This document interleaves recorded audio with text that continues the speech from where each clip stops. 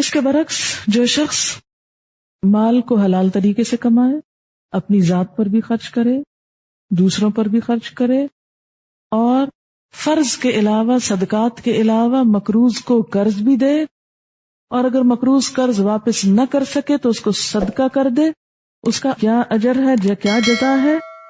حضرت ابو قتادہ فرماتے ہیں کہ جس شخص کو یہ بات محبوب ہو کہ اللہ تعالیٰ اسے قیامت کے دن کی سختیوں سے نجات دے، اسے چاہیے کہ تنگ دست کو مہلت دے یا اسے معاف کر دے۔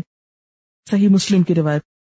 آپ صلی اللہ علیہ وسلم نے فرمایا کہ جس شخص کے ذمے کسی کا قرض ہو اور مقروض ادائیگی میں تاخیر کرے تو قرض خواہ کے لیے ہر دن کے عوض صدقہ ہے۔ آپ صلی اللہ علیہ وسلم نے فرمایا جو شخص کسی تنگ دست کو مہلت دے یا معاف کر دے، قیامت کے دن اللہ اسے اپنے سائے میں جگہ دے گا۔ صحیح مسلم کی روایت۔ اور اسی طرح اگر مقروض جو ہے تنگ دست ہو یا قرض خواہ زیادہ ہو تو اسلامی عدالت قرض خواہ یا قرض خواہوں سے مہلت دلوائے یا قرض کا کچھ حصہ معاف کرائے گی۔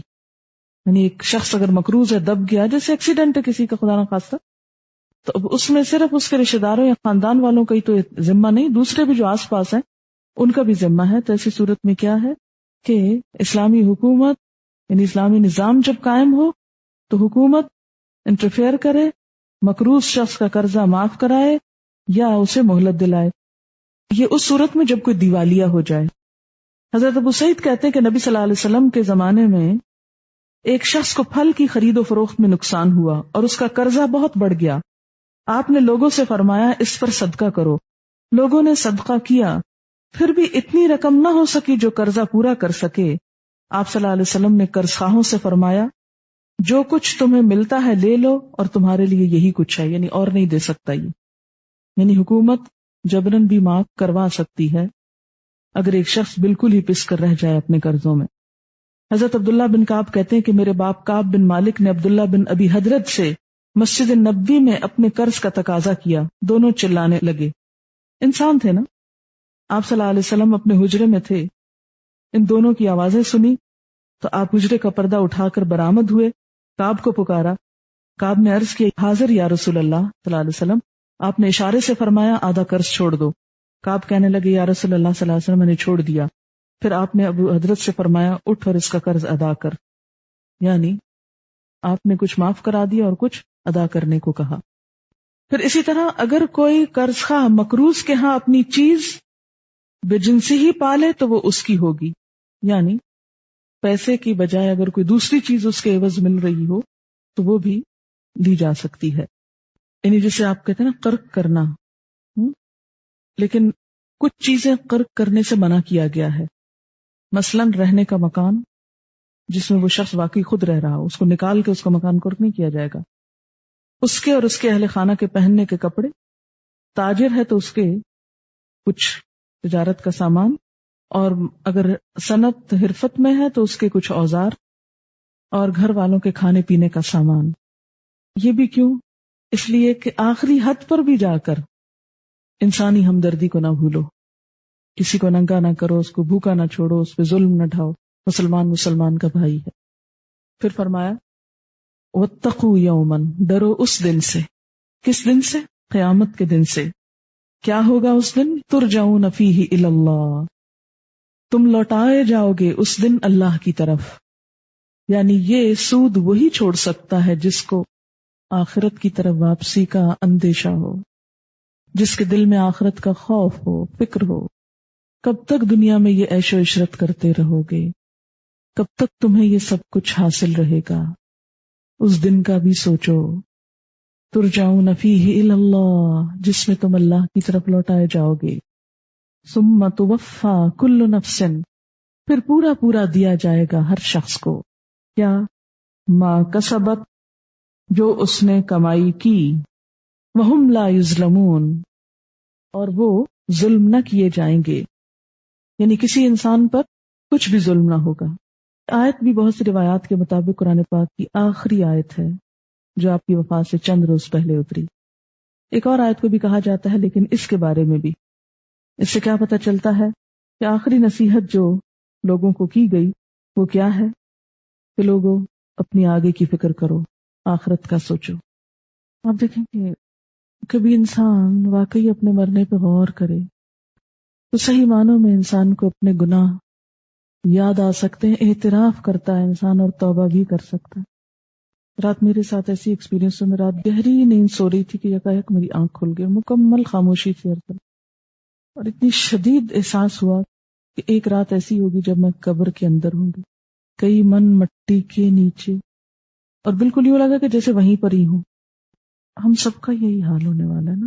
کبھی تھوڑی دیر رک کے سوچا تو کریں، یہ نرم گرم بستر اور یہ ٹھنڈے کمرے اور یہ سب کچھ سدا ایسے نہیں رہے گا، بہت جلد یہ سب کچھ ہم سے چھوٹ جائے گا، اور جہاں مجھے اور آپ کو لے جایا جائے گا جس قبر کے اندر، وہاں نہ کوئی بستر بچھایا جائے گا، نہ کوئی میٹرس رکھا جائے گا، نہ کوئی اس پہ چادر ہوگی، نہ ہی کوئی لائٹ لگائی جائے گی، نہ ہی کچھ اور، سوائے اعمال کے اور کوئی ساتھ نہ ہوگا، نہ کوئی دوست، نہ کوئی ہمدرد، نہ کوئی غمخوار۔ کبھی رات کو آنکھ کھلے تو اس چیز کو سوچیں، محسوس کریں، کیونکہ دن کی رونق میں یہ بات محسوس ہی نہیں ہوتی۔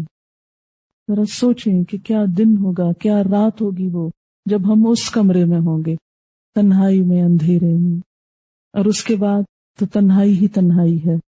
اس دن اٹھنا ہوگا جب کوئی دوست نہ رہے گا، جب کوئی رشتہ دار نہ ہوگا، کوئی پاس نہ ہوگا، کوئی کام نہ آئے گا۔ وَاتَّقُوا يَوْمًا تُرْجَعُونَ فِيهِ إِلَى اللَّهِ، اللہ کے سامنے کھڑے کیے جاؤ گے۔ اس وقت کیا ملے گا؟ ثُمَّ تُوَفَّى كُلُّ نَفْسٍ، ہر شخص کو پورا دیا جائے گا، کیا ما کسبت، جو اس نے کمایا ہوگا، حلال یا حرام، اچھا یا برا، جو اعمال ہوں گے وہی سامنے لائے جائیں گے۔ وَهُمْ لَا يُظْلَمُونَ، کسی پہ ظلم نہ ہوگا۔ ظلم کیا ہے؟ کسی حقدار کو اس کا حق نہ دینا، کہ کچھ کیا ہو تو اس پہ ملے نہ، یا کچھ نہ کیا ہو تو وہ آپ کو مل جائے۔ یہاں ایک زندہ مثال آپ کے سامنے رکھی جائے گی۔ پچھلے چند دنوں سے مسلسل ایک خط آ رہا تھا ہمیں، اور کل میں جب یہاں سے نکلی تو مجھے پتا چلا کہ ایک خاتون ہے، وہ کئی دفعہ فون بھی کر چکی ہیں۔ انہوں نے بھی سود پر قرضہ لے رکھا ہے، اور ان کا ہوا کیا کہ 1994 میں شوہر نے کسی کاروبار کے لیے 30,000 روپے لیے، جس پر ہر ماہ 3,000 روپے سود دینا طے پایا۔ کاروبار میں نقصان ہو گیا، سود کی قسط ادا کرنے کے لیے اپنا ایک کمرے کا مکان فروخت کرنا پڑا۔ 1997 میں شوہر ایک حادثے میں فوت ہو گیا۔ اس کے بعد بیوی کی ذمہ داری تھی کہ وہ سود کی قسط ادا کرتی۔ وہ لوگوں کے گھروں میں کام کر کے اور کچھ سلائی وغیرہ کر کے کئی سال 3,000 روپے ماہانہ سود کی قسط دیتی رہی۔ اصل قرضہ نہیں ادا ہو پا رہا، صرف سود دیا جا رہا ہے۔ اس دوران ایک گھر میں کام کرتے ہوئے سیڑھیوں سے گر پڑی اور ٹانگ ٹوٹ گئی۔ آمدن نہ ہونے کی وجہ سے سود کی قسطیں ہر ماہ کی جمع ہونا شروع ہو گئی۔ اب اس ماہ تک 87,000 روپے سود بن گیا، جبکہ اصل رقم 30,000 روپے ادا کرنا اپنی جگہ ہے۔ وہ تو لاکھ سے بڑھ گئی نا بات، اور کئی مہینے وہ ادا بھی کر چکی۔ مسلسل 6 سال سے صرف سود دے رہی ہے۔ اب کسی نے بتایا کہ سود کا لین دین کرنے والا مسلمان ہی نہیں رہتا۔ یہ کہتی کہ میرا دل کہتا ہے کہ میں مسلمان ہی ہوں، بلکہ جن صاحبہ سے میں نے مسئلہ پوچھا انہوں نے قرآن مجید پڑھا ہوا تھا اور میں تو کچھ نہیں جانتی۔ اس کے دل میں شک پڑ گیا اور الجھن کا شکار ہو گئی کہ اب میرا ایمان بھی سلامت ہے کہ نہیں۔ یعنی اس نے خط ہمیں یہ لکھا ہے کہ میرے ساتھ یہ مسئلہ ہے کہ چونکہ میں سود دیتی رہی ہوں تو کیا میرا اب ایمان بھی سلامت ہے یا نہیں۔ اور پھر لکھتی کہ میں جلد سے جلد اپنا قرض اور سود اتارنا چاہتی ہوں، لیکن میرے پاس کوئی ذریعہ آمدنی نہیں، شوہر فوت ہو چکا ہے، خود اپنی ٹانگ ٹوٹ جانے سے کام نہیں کر سکتی، ایک بچی ہے 6 سال کی۔ کیا میں اپنے جسم کا کوئی حصہ، آنکھیں یا گردہ فروخت کر کے اپنا قرضہ اور سود اتار سکتی ہوں؟ اسلام کا اس کے بارے میں کیا حکم ہے؟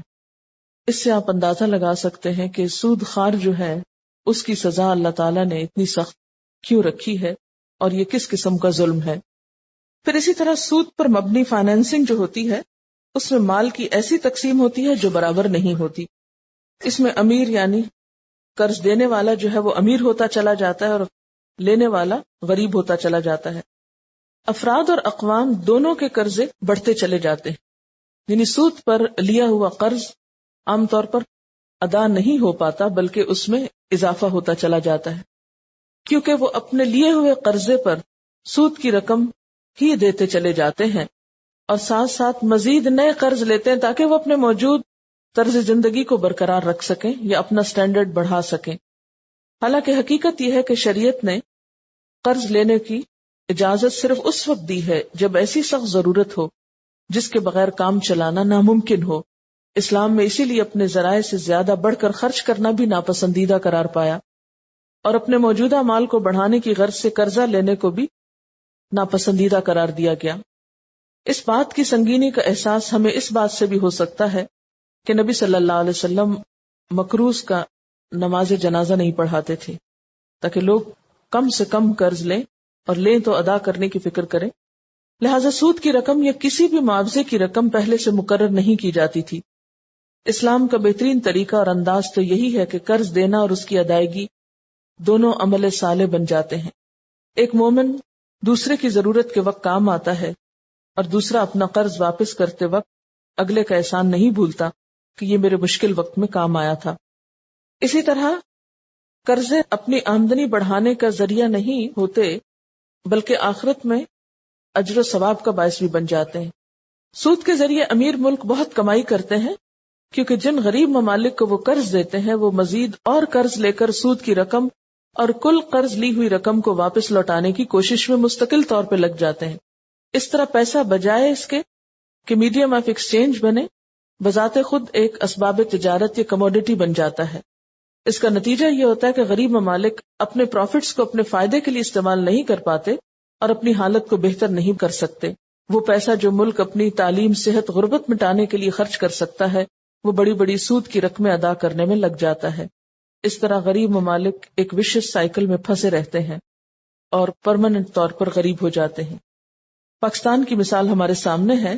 پاکستان اپنے ٹیکس ریونیو جو پبلک کا پیسہ ہوتا ہے، جو پبلک محنت سے کما کر گورنمنٹ کو دیتی ہے، تو اس میں 378 بلین قرضے ادا کرنے میں خرچ کرتا ہے. یعنی ہم لوگ جو ٹیکس دیتے ہیں اس ٹیکس میں سے 378 بلین روپے کہاں چلے جاتے ہیں؟ صرف سود ادا کرنے میں. جو بھی محنت کرتے ہیں اس سے جو بھی آمدنی ہوتی ہے اس میں سے جو ٹیکس دیا جاتا ہے تو گورنمنٹ کی آمدنی کا ایک بڑا حصہ کس کے پاس چلا جاتا ہے؟ قرضہ دینے والے ممالک کے پاس چلا جاتا ہے. دیکھا جائے تو یہ ٹیکس ریونیو کا 3/4 حصہ ہے. 3/4 حصہ ہے پورے ٹیکس کا جو سود ادا کرنے میں دے دیا جاتا ہے. اب باقی کیا بچا کہ جس سے ہم ہسپتال بنائیں گے یا سڑکیں بنائیں گے. اسی لیے لوگ کیا کہتے ہیں ٹیکس دینے کا کیا فائدہ، ہم ٹیکس دیتے بھی ہیں تو بنتا کچھ نہیں، لہذا ٹیکس چراؤ. پھر کوئی ٹیکس بھی دینے پہ راضی نہیں ہوتا کیونکہ عوام کو اس کا فائدہ نہیں پہنچ رہا بلکہ وہ سب کا سب دوسروں کے پاس جا رہا ہے. اور آپ نے دیکھا ہوگا کہ پھر صرف قرضہ چکانا تو ابھی دور کی بات ہے، محض اس کے اوپر جو سود ہے اس کو چکانے کے لیے ہر سال ہم ورلڈ بینک اور IMF سے قرضے لیتے ہیں اور پھر ان کی پالیسیز ہمارے اوپر آتی ہیں. پھر کبھی بجلی مہنگی کرنے کو کہتے ہیں، کبھی گیس مہنگی ہوتی ہے. اس کا نتیجہ کیا ہوتا ہے کہ ہمارے عوام اور زیادہ غریب سے غریب تر ہوتے چلے جاتے ہیں کیونکہ جو ہماری آمدنی کا ایک بڑا حصہ ہے وہ دوسروں کو چلا جاتا ہے. پچھلے 10 سالوں میں ان لوگوں کی تعداد جو پاورٹی لائن سے کم ہے، یعنی جو دن کے $1 سے زیادہ نہیں کما سکتے، ان کی تعداد دگنی ہو چکی. اور اس کے برعکس جو مالدار افراد ہیں جو قرضے دیتے ہیں ان کی آمدنی 20% سے زیادہ بڑھ گئی ہے. تو سودی نظام میں کیا ہوتا ہے کہ امیر امیر تر ہوتا چلا جاتا ہے اور غریب غریب تر ہوتا چلا جاتا ہے. تو سود جو ہے نہ صرف یہ کہ افراد بلکہ اقوام کے لیے بھی بہت مضر ثابت ہوتا ہے. چلیے میں چند ایک سوالات دیکھتی ہوں. عام طور پر لوگ یہ سوال کرتے ہیں کہ جن لوگوں کا کوئی کمانے والا نہ ہو، مثلا بیوہ خاتون ہیں یا یتیم بچے ہیں جن کو کوئی لک آفٹر نہیں کرتا، تو ایسے لوگ اگر اپنا پیسہ فکس کرا دیں اور اس پر آمدنی استعمال کریں تو ان کا حکم کیا ہے؟ بنیادی طور پر آپ دیکھیں کہ حرام کو کبھی بھی حلال قرار دیا نہیں جا سکتا کسی بھی عذر مجبوری کی وجہ سے. ہر ایک کے حالات اللہ تعالیٰ کے سامنے ہے کہ کون کتنا مجبور ہے. اللہ تعالیٰ نے تو ایک مسلمان سوسائٹی کو حکم کیا دیا ہے، رشتہ دار کو دینے کا دگنا اجر بتایا، پھر اس کے بعد عام سوسائٹی کو ابھارا کہ وہ صدقات دیں. لیکن اگر لوگوں کے اندر دین ہی نہیں، ایمان ہی نہیں، کوئی واقعی کسی شخص کے لیے کچھ بھی کرنے کو تیار نہیں، تو ایسے لوگ اگر اپنی عزت بچانے کے لیے یا اپنے انتہائی مشکل ترین حالات میں ایک اضطراری کیفیت کے تحت کچھ کرتے ہیں تو ان کا معاملہ اللہ کے سپرد ہے، ان کا معاملہ ہلکا ہوگا. لیکن ایک شخص جو جان بوجھ کر اس چیز میں محض مال بڑھانے کے لیے سود کی بیماری کا شکار ہے تو اس کا معاملہ مختلف ہوگا. اب اس پر کوئی عام حکم تو نہیں دیا جا سکتا، اور اس سے نہ تو سود کو حلال قرار دیا جا سکتا ہے نہ اس کا کوئی جواز نکلتا ہے. زیادہ سے زیادہ جو بات کہی جا سکتی ہے فمن استر غیر باغ ولا عاد فلا اثم علیہ. اب کون مجبور ہے اور کون کس مصیبت میں ہے یہ وہی جانتا ہے، دوسرے نہیں جانتے. بسا اوقات کچھ لوگ فکس بھی کرا لیتے ہیں اور رشتہ داروں سے بھی مال لے لیتے ہیں اور اندر خانے مال بڑھاتے رہتے ہیں، سونا جمع کرتے رہتے ہیں یا اور اس طرح کی چیزیں. اب بظاہر لوگوں کو دکھانے میں اگر وہ بہت مجبور بھی نظر آتے ہیں لیکن اندر نیت کچھ اور ہے، باغی اور عادی کی کیفیت ہے، تو پھر ان کا معاملہ اللہ کے سپرد ہے. لیکن اس میں بھی آپ دیکھیے کہ پھر بھی ایسے طریقے اختیار کرنے کے لیے بحیثیت امت ہم مسلمانوں کو سوچنا چاہیے، اور الحمدللہ اس پر بہت کام بھی ہو رہا ہے. اگر کسی سے قرض لیا جائے اور ادا نہ کیا اس کو، اور قرض دینے والا مر جائے یا لاپتہ ہو جائے اور اس کے وارثوں کا بھی علم نہ ہو، تو قرض لینے والے کو قرض کی رقم کس کو لوٹانی چاہیے؟ پہلی چیز تو یہ کہ اگر دینے والا خود فوت ہو گیا یا لاپتہ ہو گیا تو اس کے وارثوں کو واپس کیا جائے. لیکن اگر اس کے وارث بھی لاپتہ ہیں، کچھ پتہ نہیں ہے، کوئی اجنبی شخص ہے، تو ایسی صورت میں پھر اس کی طرف سے صدقہ کر دیا جائے. پھر یہ بہت سے سوال اسی پر ہیں کہ جیسے کوئی عورت بہت مجبور ہے یا بیمار ہے، تو پھر وہی میں ایک دفعہ جو جواب دے چکی ہوں نا کہ فمن استر غیر باغ ولا عاد فلا اثم علیہ. تو ہر شخص یہ دیکھے کہ وہ کتنا مجبور ہے، کتنی اضطراری کیفیت میں ہے اور کتنی مشکل میں ہے، پھر اس کا معاملہ اللہ کے ساتھ ہے. اس کو ایک عام اصول کے طور پر ہم اس کی جواز کا فتویٰ نہیں دے سکتے. تو کہتے ہیں کہ جیسے بعض اوقات ہم کچھ چیزیں خریدتے ہیں اور اس کے ساتھ انعامی اسکیمیں ہوتی ہیں اور پھر وہ کوپن خریدتے ہیں اور پھر وہ انعام نکل آتا ہے، تو وہ پیسہ کیسا ہے؟ بات یہ ہے کہ انعام ہے کس چیز کا؟ یہ انعام ملتا ہے کسی کارکردگی پر. میں پہلے تو لفظ انعام کی بات کرتی ہوں نا کہ انعامی سکینہ جن کو کہتے ہیں. انعام کسی کو کب ملتا ہے؟ جب کوئی محنت کرتا ہے، کوشش کرتا ہے اور اس کو صلے کے طور، مثلا بچے کو اسکول میں انعام ملا، کیوں ملا؟ تو اس کا مسئلہ نہیں ہے کہ وہ کلاس میں فرسٹ آیا ہے تو اس کو انعام ملنا چاہیے. آپ جا کے اپنی ضرورت کا سودا خرید رہے ہیں، بریڈ خرید رہے ہیں، انڈے خرید رہے ہیں، اس پر آپ کو کس لیے انعام ملے؟ پہلے تو یہ کہ یہ لفظ ہی دھوکے کا ہے، فریب ہے اس لفظ میں، یعنی بے وقوف بنایا جا رہا ہے نا کہ انعام دے رہے ہیں آپ کو. کاہے کا انعام؟ کس کمال کے نتیجے؟ دوسری بات یہ کہ ابھی میں نے ذکر کیا تھا کہ کوئی بھی آمدنی جو بائی چانس ہو، بغیر کسی محنت کے، بغیر کسی کوشش کے، وہ درست نہیں ہے اسلام میں. یعنی یا تو کسی کو اپنے دل کی خوشی سے آپ کو کچھ تحفہ دینا چاہیے، اور وہ بھی کسی موقع کی مناسبت سے نا. اب یہ تو نہیں کہ راہ چلتا ہوا کوئی شخص ہو تو آپ سے کہیں یہ تحفہ لیجیے، یہ تو تحفہ ہے. یعنی تحفہ بھی آخر کسی مناسبت سے ہوتا ہے، کسی خوشی کے موقع پر، کسی شادی، کسی بیاہ، کسی، یعنی کئی وجوہات ہو سکتی ہیں تحفے کی، تو ان میں سے یہ تحفے کا کون سا موقع ہے؟ پھر دوسری بات یہ ہے کہ ایسی یکایک ملنے والی آمدنی بسا اوقات لوگوں کو سرکش بنا دیتی. جو آمدنی آپ محنت سے، کوشش سے، ڈیزرو کرتے ہوئے حاصل کرتے ہیں، اس کا اثر معاشرے پر کچھ اور ہوتا ہے، اور وہ آمدنی جو راتوں رات آپ کو لکھپتی بنا دیتی ہے، اس کے نتیجے میں خرابیاں کچھ اور طرح کی آتی. اس لیے اتفاقی طور پر ملنے والی ایسی آمدنی جو ہے وہ منع ہے. یہ ایک طرح سے جوا بھی بنتا ہے.